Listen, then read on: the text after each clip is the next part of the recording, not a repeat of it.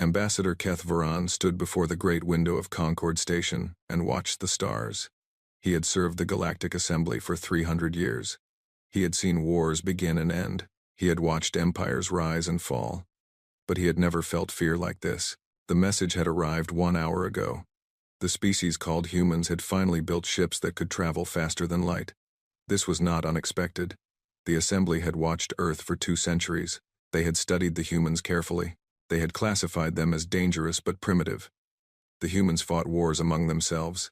They destroyed their own planet. They were violent and unpredictable, but they were also trapped on their small blue world. They could not reach the stars. They could not threaten anyone, until now. Keth Varan turned away from the window and walked toward the grand chamber. The other ambassadors were already gathering. He could hear their voices through the walls. Some were angry. Some were afraid. All of them were confused. The Veloxi ambassador was speaking when Keth Varan entered. Her name was Threxan, and she was tall and thin with skin like polished metal. The Veloxi had always feared the humans most of all. "We must act now," Threxan said.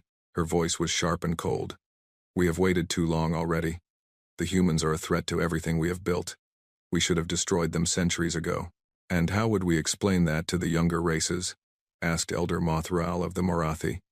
He was ancient, even by galactic standards. His fur had turned white long ago, and his eyes held the weight of 10,000 years. "We do not destroy primitive species. That is our law. Laws can change," Threxan replied. "So can civilizations," Mothral said quietly, "usually for the worse." Keth Varan took his seat among the other ambassadors. There were representatives from 4,000 species in this room. Some were small and delicate. Some were massive and powerful. Some breathed oxygen. Some breathed methane. They had almost nothing in common except for one thing. They all remembered the humans. The Assembly had first detected human radio signals 200 years ago. They had sent observers to study the strange species on the 3rd planet of an unremarkable yellow star. What they found had disturbed them deeply. Humans were not like other species. Most civilizations developed slowly. They learned peace before they learned war. They built communities before they built weapons. They understood cooperation before they understood competition. Humans did everything backward.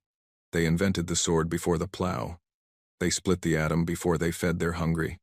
They reached for the stars while their own world burned, and yet they survived. Again and again, they survived. They fought wars that should have destroyed them. They created disasters that should have ended them. But they kept going. They kept building. They kept reaching. The Assembly had debated what to do about the humans for 2 centuries. Some wanted to contact them. Some wanted to contain them. Some wanted to destroy them. In the end, they had chosen to do nothing. They would wait and watch. They would let the humans destroy themselves. But the humans had not destroyed themselves. A warning alarm filled the chamber. Every ambassador fell silent. The great screen at the center of the room flickered to life, showing a star map of Assembly space. A cluster of red dots appeared at the edge of the map. "Long-range sensors have detected ships entering our territory," announced the station computer. 300 vessels. Configuration unknown. Origin. Sol system.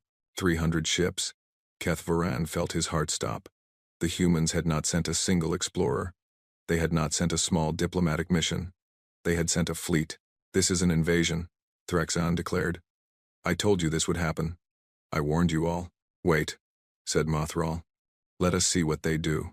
They watched the red dots move deeper into Assembly space. The ships were fast. Faster than anything the Assembly had ever built.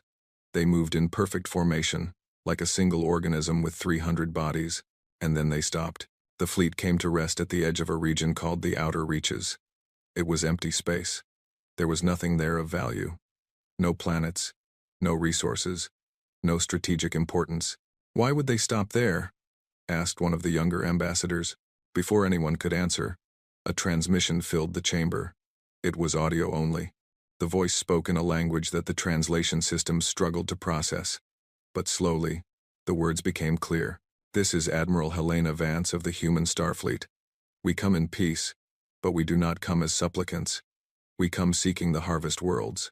We know what you have hidden. We know what you have done, and we will not be silent." The chamber erupted in chaos. Ambassadors shouted at each other. Some demanded immediate military response. Others called for negotiation. But Keth Varan noticed something strange. The oldest ambassadors were not shouting. They were not demanding anything. They were sitting in silence, and their faces were pale with fear. Keth Varan knew the Assembly's history better than most. He knew about the wars and the treaties. He knew about the alliances and the betrayals. But he had never heard of the Harvest Worlds. He did not know what the humans were talking about. He looked at Elder Mothral. The ancient Amhorathi was staring at the screen with an expression that Keth Varan had never seen before. It was not fear exactly. It was something deeper. It was shame. Elder, Keth Varan said quietly. What are the Harvest Worlds? Mothral did not answer for a long moment. When he finally spoke, his voice was barely a whisper. They are our greatest sin, he said. They are the secret that built this assembly. And if the humans know about them, then everything we have created is about to fall apart. The transmission from the human fleet continued. Admiral Vance's voice was calm and steady. She did not sound angry. She did not sound afraid. She sounded like someone who had been waiting a very long time for this moment. You have 30 cycles to respond, she said. After that, we will share what we know with every species in this galaxy. The choice is yours. You can face your past with courage, or you can watch it destroy your future. The transmission ended. The chamber fell silent. Keth Varan looked out the window at the distant stars. Somewhere out there, 300 human ships were waiting. They had crossed the void between stars. They had found secrets that should have been impossible to find, and they had come not with weapons drawn, but with questions that demanded answers. For the first time in his long life, Keth Varan wondered if the Assembly had been wrong about the humans. Perhaps they were not primitives at all. Perhaps they were something far more dangerous. Perhaps they were exactly what the galaxy needed. Admiral Helena Vance stood on the bridge of the HSS Prometheus and watched the stars spin slowly past the observation window. Behind her, 300 ships waited in perfect formation. Inside those ships were the hopes and fears of an entire species. But Helena was not thinking about her fleet. She was thinking about her grandfather. Marcus Vance had been a farmer in Kansas. He had lived a simple life. He had grown wheat and raised cattle and married his high school sweetheart. He had expected to die on the same land where he was born. Then the lights came. Marcus was taken on a warm summer night in 1987. He was gone for 30 years. When he returned, he was an old man with white hair and empty eyes. He had stories that no one believed. He had scars that no doctor could explain. And he had star charts burned into his memory like brands on cattle. The Harvest Worlds. 12 planets scattered across the galaxy. 12 places where the Assembly's founding species had conducted experiments on what they called lesser beings. Humans had been taken there for 50,000 years. They had been studied. They had been modified. They had been bred like animals. Some had escaped. Most had not. Marcus Vance spent the last 20 years of his life building a network. He found other survivors. He gathered their stories. He collected their evidence. And he passed everything to his granddaughter with a single request. Find them, he had said on his deathbed. Find our people. Bring them home. Helena had dedicated her life to that promise. She had joined the military. She had risen through the ranks. She had helped design the first human faster-than-light engines, and when the Prometheus was ready to fly, she had been the obvious choice to command it. Admiral, said Commander Chen from the tactical station, the Assembly has dispatched a fleet. 800 warships. They will arrive in 6 hours. Helena nodded. She had expected this. Any communication? Yes, Admiral. They are demanding that we withdraw immediately. They say we have violated sovereign space. They say we will be destroyed if we do not comply. Helena smiled. It was not a happy smile. Open a channel to High Arbiter Genkal. The main screen flickered to life. The High Arbiter was a Veloxy, tall and silver and completely without expression. Her eyes were like black mirrors reflecting nothing but cold calculation. Human Admiral, Genkal said, you have made a grave mistake. Your fleet is impressive for a primitive species, but it cannot stand against 800 assembly warships.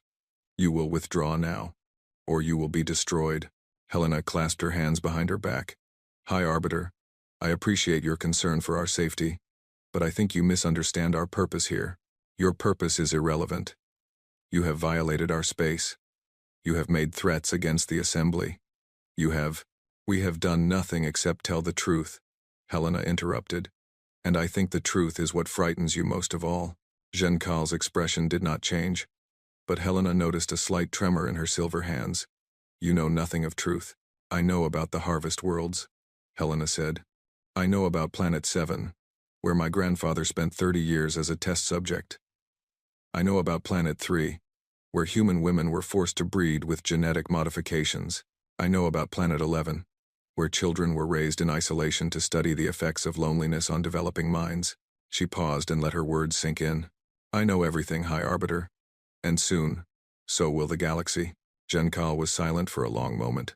When she spoke again, her voice was different. The cold confidence was gone. In its place was something that sounded almost like desperation. What do you want?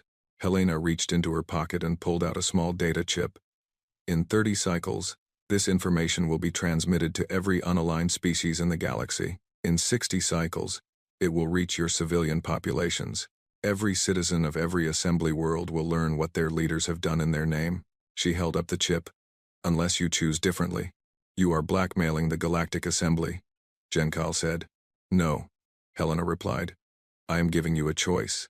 The same choice you never gave my people. She pressed a button on her command chair. The main screen split into dozens of smaller images. Each image showed the inside of a different ship in the human fleet, but they were not warships. They were transports.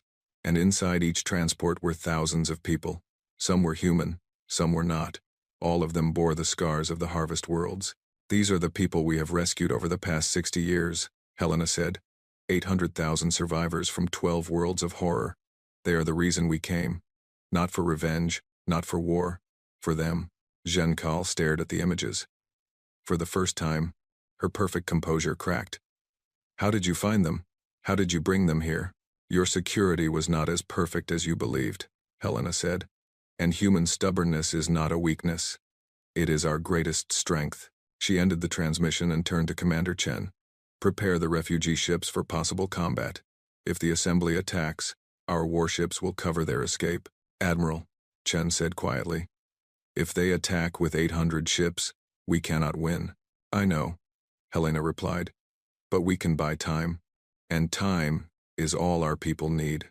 She looked out at the stars again. Somewhere out there, 800 enemy warships were approaching. Somewhere out there, the most powerful civilization in the galaxy was deciding whether to bury its secrets in blood. But Helena was not afraid. She had seen what fear could do. She had seen it in her grandfather's eyes every night as the memories consumed him. She had seen it in the faces of the survivors they had rescued from hell. Fear was what had built the harvest worlds. Fear of the unknown. Fear of the different. Fear of anything that could not be controlled. Helena had made a different choice. She had chosen hope over fear. She had chosen truth over silence. She had chosen to believe that even the darkest secrets could not survive the light. The assembly fleet would arrive in 6 hours. 800 warships against 300 human ships. The odds were terrible, but Helena Vance had never believed in odds. She believed in people. She believed in the stubborn, impossible, beautiful refusal of human beings to accept defeat, and she believed that somewhere in that approaching fleet, there were aliens who felt the same way. She was right. Tethsan had always believed in the assembly. She had grown up hearing stories about the great civilization that had brought peace to the galaxy. She had studied its history at the finest universities on her homeworld. She had written papers praising its wisdom and its justice. Now she sat alone in her small office on Concord Station and stared at her computer screen. The data the humans had transmitted was displayed before her, page after page of evidence, thousands of testimonies, medical records, genetic analyses, photographs that made her stomach turn. The harvest worlds were real. Everything the humans had said was true. Tethsan was a Mharathi. Her people had helped found the assembly 10,000 years ago. They were known throughout the galaxy as scholars and philosophers. They had written the laws that governed 1,000 species. They had built the institutions that maintained peace across 10,000 worlds. And they had participated in horrors beyond imagination. She scrolled through the records with trembling hands.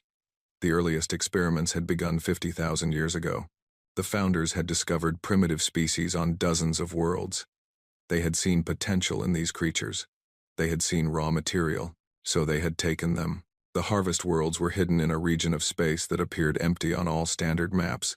12 planets, each dedicated to a different kind of research: genetic modification, psychological conditioning, biological weapons testing.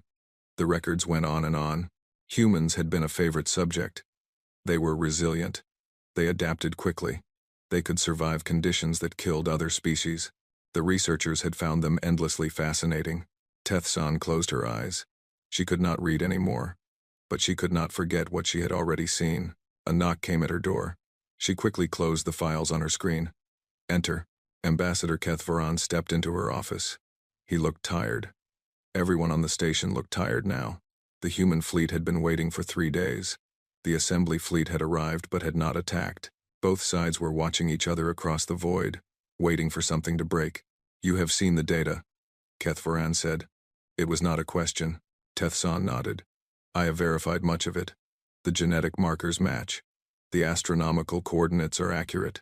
The testimonies are consistent across thousands of sources. And your conclusion? It is true, she whispered. All of it. The harvest worlds are real. Kethvaran sat down heavily in the chair across from her desk. The assembly is falling apart. 17 species have withdrawn their ships from the defensive fleet. They refuse to fight the humans until they receive answers. They deserve answers, Tethsan said. Yes, Kethvaran agreed. But answers will not hold the assembly together. The Veloxi are already calling for war. They say the humans must be destroyed before they can spread their lies any further. They are not lies. The Veloxi do not care about truth. They care about power. And right now, they are afraid of losing it. Tethsan stood and walked to her window. She could see the distant lights of the human fleet, tiny points of brightness against the endless dark. What will happen? She asked. I do not know, Kethvaran admitted. The Grand Council is meeting now, but there is no agreement. Some want to apologize. Some want to fight. Some want to pretend none of this is happening. And the humans? What do they want? That is the strangest part, Kethvaran said. They do not seem to want revenge. Admiral Vance has made no demands for punishment. She has not asked for reparations. She has only asked for one thing. What? Recognition. She wants the assembly to admit what it has done. She wants the harvest worlds to be shut down, and she wants her people to be free to build new lives without fear. Tethsan turned to look at him. That is all? That is all? She did not understand. If her people had suffered what the humans had suffered, she would want blood. She would want the ones responsible to pay for their crimes. She would want justice. But perhaps the humans understood something she did not. Perhaps they knew that revenge would only create more victims. Perhaps they had learned that the cycle of violence had to end somewhere. Or perhaps they were simply tired. The station shook suddenly. Alarms began to sound throughout the corridors. Kethvaran jumped to his feet. What is happening? They ran together to the observation deck. Through the great windows, they could see the assembly fleet moving. But it was not moving toward the humans. It was splitting apart. Dozens of ships were breaking formation. They were turning their weapons toward each other. The Veloxi. Kethvaran breathed. They are attacking the ships that withdrew. Tethsan watched in horror as the first shots were fired. Bright beams of energy cut across the darkness. Ships exploded in silence. Thousands of lives ended in an instant. They would rather destroy the assembly than face their shame, she said. The human fleet began to move. Tethsan expected them to flee. They were outnumbered. They had no reason to stay. But instead of retreating, the human ships flew directly into the battle. What are they doing? She asked. The answer came in the form of a transmission broadcast on all frequencies. Admiral Vance's voice filled the observation deck. This is Admiral Vance to all ships. We are not your enemy. We are here to help.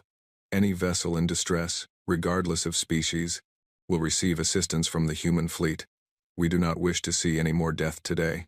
Tethsan watched as human ships positioned themselves between the warring factions. They did not fire. They simply placed themselves in the line of fire, blocking shots and shielding damaged vessels. It made no sense. These were the same species that the assembly had tortured for 50,000 years. These were the people who had every right to hate, and yet they were risking their lives to save their enemies.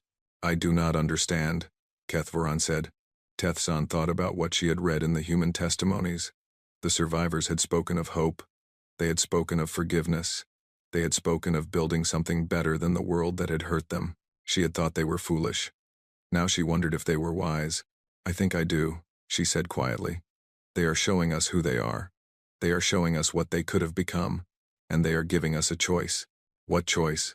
Teth-san looked at the human ships flying through fire to save strangers. "The choice to be better than we were." The battle continued for 3 hours. When it was over, 47 ships had been destroyed. But the human fleet had saved over 200 vessels that would have died without their help. The galaxy would never forget what they saw that day. The humans had come with weapons, but they had fought with mercy. They had faced hatred with compassion. They had answered violence with grace, and slowly, impossibly, the assembly began to change. The medical bay of the HSS Prometheus was filled with the wounded and the dying. They came from every species in the galaxy. Veloxi soldiers lay beside Morathi civilians. Silthene engineers shared beds with creatures whose names the human doctors could not pronounce. Dr. Samuel Okonjo moved between the beds with practiced efficiency. He had been a doctor for 40 years. He had seen every kind of injury that war could create, but he had never expected to treat the same species that had once treated him like an animal. Samuel had been born on Harvest World 7. He had never seen Earth. He had never known what it meant to be free. For the first 30 years of his life, he had been a test subject. The researchers had modified his genes. They had enhanced his intelligence. They had given him perfect memory and immunity to 100 diseases. They had also tortured him in ways that still haunted his dreams. The rescue ships had found him when he was 32 years old. Human operatives had infiltrated the Harvest World and smuggled him out along with 300 others. It had taken him years to learn how to live as a person instead of a specimen. Now he was saving the lives of people who looked just like his torturers. A young Veloxi soldier grabbed his arm as he passed. The soldier was badly burned. Half his silver skin had been melted by weapons fire. He would not survive much longer. "Why?" the soldier whispered. "Why are you helping me?" Samuel looked at the dying alien. He remembered the Veloxi researchers on Harvest World 7. He remembered their cold eyes and their steady hands as they cut into his flesh. He remembered screaming until his voice was gone. "Because someone has to be the first to stop hating," Samuel said. The soldier stared at him for a long moment.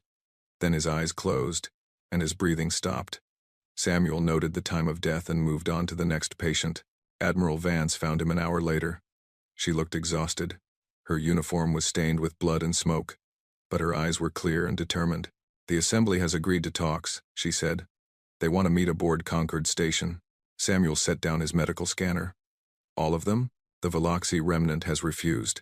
They have retreated to their home systems. But the rest of the founding species have agreed to hear us. What will you say?" Helena sat down on an empty bed. She was quiet for a moment, gathering her thoughts. "I have been thinking about my grandfather," she finally said. "He spent 30 years in hell. He lost everything. His family thought he was dead. His life was stolen from him. And when he finally escaped, do you know what he told me?" Samuel shook his head. "He said he did not want revenge. He said revenge was just another prison. He wanted something harder than revenge. He wanted to make sure it never happened again." She looked at Samuel with tired eyes. "That is what I am going to tell them. We did not come here to punish them. We came here to change them." The talks began the next day. Admiral Vance stood before the Grand Council of the Galactic Assembly. Behind her stood survivors from every Harvest World. They were human and alien alike. They were young and old. They were united by nothing except their shared suffering. Helena spoke for 3 hours. She told the assembly about the Harvest Worlds. She showed them evidence that could not be denied. She introduced survivors who told their stories in their own words. And then she did something that no one expected. "We do not ask for revenge," she said. "We do not ask for punishment. Those things will not heal the wounds of 50,000 years. They will only create new wounds." She paused and looked around the chamber at the thousands of ambassadors who watched her in silence. "We ask for something harder than revenge. We ask you to change. We ask you to admit what was done. We ask you to close the Harvest Worlds forever. We ask you to build a galaxy where no species is treated as less than another." Elder Mothral rose slowly from his seat. His ancient face was wet with tears. "Admiral Vance," he said, "my people were among the founders of the Harvest World program. We told ourselves it was for science. We told ourselves it was for progress. We told ourselves that the suffering of a few was justified by the benefit to many." He bowed his head in shame. "We were wrong. We were monsters. and no apology can ever undo what we have done. No, Helena agreed. It cannot. But that is not what we are asking for. Then what do you want from us? Helena reached into her pocket and pulled out a small object. It was a seed. A simple wheat seed from Earth. My grandfather was a farmer, she said. He taught me that you cannot change the past. You cannot undo a harvest that has already been gathered. But you can plant new seeds. You can grow something different. She held up the seed for all to see. We are establishing a colony in unclaimed space. A place where survivors can build new lives. A place where every species is welcome. We call it remembrance, because we must never forget what happened. But we also call it hope, because we choose to believe in what can be. She looked directly at Mothral. Anyone who wants to help us build something better is welcome to join us. We do not care what your species did in the past. We only care what you choose to do now. The chamber was silent. Then, slowly, Mothral walked down from his seat. He crossed the floor until he stood before Admiral Vance, and then the ancient Mhorathi, leader of one of the galaxy's founding species, knelt before a human. I will come, he said. My people will come. We will help you build your world, and we will spend the rest of our lives trying to deserve your forgiveness. One by one, other ambassadors rose and walked forward. They came from dozens of species. Some had been involved in the Harvest World program. Some had only just learned of its existence, but all of them wanted to be part of something new.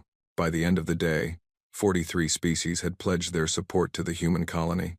16,000 individuals had requested permission to join the first wave of settlers. The Galactic Assembly would never be the same.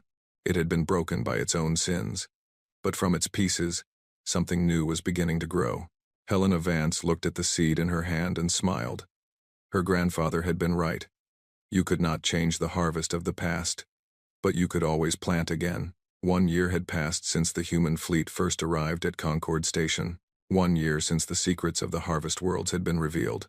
1 year since the galaxy had begun to change. Tethsan stood at the window of her new classroom and watched the sun rise over the colony world called Remembrance. The light was golden and warm, much like the light on her Morathi homeworld. But this world was different. This world was new.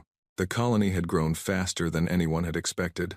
What had started as 800,000 refugees was now a thriving civilization of 2.3 million souls. Humans made up about half the population. The rest came from 43 different species. They had come from every corner of the galaxy, drawn by the promise of something better. Tethsan had been among the first to arrive. She had left behind her prestigious position at the Assembly Archives. She had given up her comfortable apartment on Concord Station. She had traded everything she knew for a small house on a strange world and a job teaching history to children. It was the best decision she had ever made. The door opened behind her, and her students began to file in. They were a strange and wonderful mix. Human children sat beside Morathi cubs. Silthine younglings shared tables with species that Tethsan had never even seen before. They did not see each other as different. They saw each other as friends. Good morning, class, Tethsan said. Today we are going to talk about why this colony exists. Does anyone know why we call our world Remembrance? A young human boy raised his hand. His name was Marcus, named after Admiral Vance's grandfather. Because we have to remember what happened, he said. So it never happens again. That is correct, Tethsan said. But there is another reason too. Does anyone else know? A small Morathi girl spoke up. Her fur was still soft with youth, and her eyes were bright with curiosity. Because remembering helps us forgive, Tethsan smiled. Very good, Sela. Memory is not just about holding on to the past. It is about understanding the past, so we can build a better future. She activated the display screen at the front of the classroom. Images appeared showing the Harvest Worlds as they had been 1 year ago. Dark corridors, cold laboratories, empty cells where living beings had been kept like specimens. These places are closed now, Tethsan said. The Assembly voted to shut them down permanently. The survivors have been freed. Many of them live here with us. She changed the image to show Remembrance as it looked today. Green fields and tall buildings. Parks where children played. Markets where 100 species traded goods and shared stories. This is what we built instead. Not through anger or revenge. Through choice. Through hope.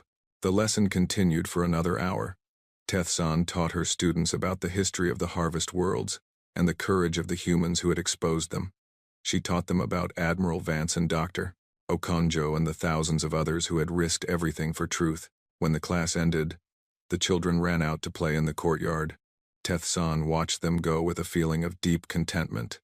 These children would grow up in a different galaxy than the one she had known. They would never know a world where some species were considered lesser than others. They would never learn to look down on those who were different. A knock came at her classroom door. She turned to find Ambassador Keth Voran standing in the entrance. He had changed much in the past year. The formal robes of his office were gone, replaced by simple workers' clothes. His proud bearing had softened into something more humble. "Ambassador," Teth-san said, "I did not expect to see you here." "Please," he said. "Just Keth. I am not an ambassador anymore." He walked into the classroom and looked at the drawings the children had made on the walls. Bright colors and simple shapes, showing people of different species holding hands and working together. "Governor Vance has asked me to deliver a message," he said. "The second fleet is almost ready." Teth-san nodded. She had heard the rumors. "They are going to look for others?" "Yes. The galaxy is large. There may be other species who were taken to worlds we have not yet found. There may be survivors we have not yet rescued. And they want volunteers?" Keth smiled. "They want you specifically. Governor Vance says she needs historians on the mission. People who can document what they find. People who can tell the stories that deserve to be told." Teth-san looked around her classroom. She had built a good life here. She had students who needed her. She had a home and friends and purpose. But she also remembered what Admiral Vance had said 1 year ago. They had come to find their people and bring them home. That mission was not finished. It would never be finished as long as there were still lost souls waiting to be found. "When do they leave?" she asked. "In 3 months. Teth-san thought about it for only a moment. "Tell the governor I will be ready." The second fleet launched on a warm morning in early spring. 12 ships crewed by members of every species in the colony. They carried scientists and doctors and soldiers. They carried historians and diplomats and ordinary citizens who wanted to help. At the front of the fleet flew the HSS Prometheus, still commanded by Admiral Helena Vance. She was older now. There were lines on her face that had not been there a year ago, but her eyes still held the same determined light. Beside her on the bridge stood Dr. Samuel Okonjo. He had closed his hospital on Remembrance to join the mission. He had trained dozens of doctors to take his place, but this work was too important to leave to others. "Admiral," said Commander Chen, "we are approaching the jump point." Helena nodded. "Take us out." The fleet accelerated toward the stars. Behind them, the world of Remembrance grew smaller and smaller, until it was just another point of light in the endless dark. But it was not alone. Scattered across that darkness were millions of people who now knew the truth. Millions of people who had chosen to build something better. Millions of people who refused to let the past determine the future. The galaxy had watched the human Starfleet arrive. They had expected war. They had expected destruction. They had expected everything they had always feared about the violent primitives from the third planet of an unremarkable yellow star. Instead, they had seen something unforeseen. They had seen compassion in the face of cruelty. They had seen mercy in the face of hatred. They had seen hope in the face of despair. And slowly, impossibly, they had begun to change. Teth-san stood at the observation window as the fleet jumped into faster-than-light travel. The stars stretched into lines of light and then vanished entirely. They were traveling to unknown regions now. They were searching for people who did not know that rescue was coming. She thought about the children in her classroom. The ones who saw each other as friends instead of strangers. The ones who would grow up in a galaxy transformed by human stubbornness and human hope. The unforeseen was still unfolding. It would continue to unfold for generations to come, and Teth-san would be there to witness it, to document it, to remember it, because that was what the humans had taught her. Memory was not a burden. Memory was a gift. It was the foundation upon which better futures were built. The second fleet flew on into the darkness, carrying the light of remembrance with them. And somewhere in the galaxy, lost souls looked up at the stars and waited to be found. They would not wait much longer.